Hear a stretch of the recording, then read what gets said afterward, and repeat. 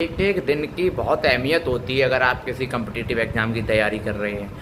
ऐसे कमेंट आते हैं कि ग्रुप डी का एग्ज़ाम कब तक हो जाएगा, कब तक ये हो जाएगा। और ऐसे एक नहीं हज़ारों लाखों बच्चे हैं जो ग्रुप डी की फुल फोकस तैयारी कर रहे हैं और उन्हें इस बात का अंदाज़ा है कि हमारा एग्ज़ाम हो जाएगा और जॉब लग जाएगी और फुल फोकस उसी पे कम्प्लीटली डिपेंडेड है। तो मैं आज आपको एग्ज़ाम डेट के बारे में बता दे रहा हूँ क्लियरली।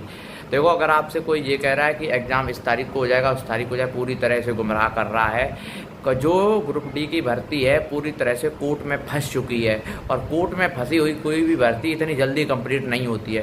तो आप ऐसा ना सोच के अपना पूरा समय, अगर आप बहुत अच्छे से कम्पिटिटिव एग्ज़ाम की तैयारी कर रहे हैं, सिलेबस कंप्लीट कर लिया, मॉक लगा रहे हैं, कुछ भी कर रहे हैं और पूरी तरह से कम्प्लीटली उसी पे डिपेंड हो गए कि भैया चलो अब तो एग्ज़ाम ग्रुप डी के अब नहीं होगा, अब होगा। जैसे जनरली जिस टीचर पे बैच ले लेते हैं वो पूरी तरह से मोटिवेट किए रहते हैं कि अब होगा अब होगा।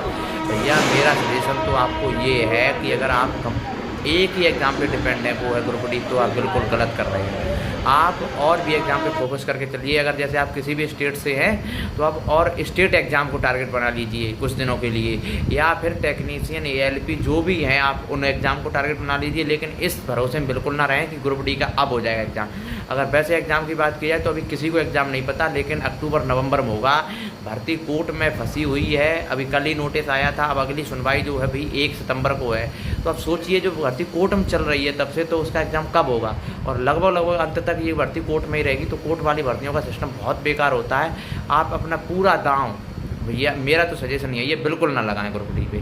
कोई और एग्ज़ाम टारगेट बना लीजिए, बहुत सारे एग्ज़ाम हैं, किसी भी एग्ज़ाम की तरफ मूव करिए अपने आप को। हाँ, जब कन्फर्म हो जाए कि डेट ये है तब फुल फोकस कर दीजिए। तैयारी तो होगी, साइंस बहुत इंपॉर्टेंट होती है तो आप साइंस वगैरह को थोड़ा पढ़ते रहें, लेकिन ऐसे डिपेंड ना हो जाए कि अब होगा एग्ज़ाम, अब होगा और किसी को छोड़ दें। मतलब जैसे आप जिस स्टेट से हैं उस स्टेट की एग्ज़ाम कोई अगर आपका लगा हुआ है तो उस स्टेट का एग्ज़ाम छोड़ दे ग्रुप डी के चक्कर में। जो सोचें कि वो वाला एग्ज़ाम छोड़ो, ग्रुप डी का ज़्यादा इंपॉर्टेंट है। तो ऐसा बिल्कुल ना सोचें, क्योंकि डेट बिल्कुल कन्फर्म नहीं है, भर्ती कोर्ट में है। तो कोर्ट वाली भर्ती का इस बात का विशेष ध्यान रखा करें। मेरा ये बड़े भाई की तरह पे सजेशन है। मतलब इस चीज़ को समझें। टीचर्स आपको कभी नहीं बताएगा, कोई भी इतनी जल्दी कभी नहीं बताएगा। ये हार्श रियलिटी होती है हर एग्ज़ाम की, कि जब तक कोई भर्ती कोर्ट में है या जब तक उसका एग्ज़ाम डेट क्लियर नहीं है तो आप ऐसे अपना ना मान के बैठ जाएं कि यही और कोई सी पे स्विच कर जाएं, उसी में बेटर है।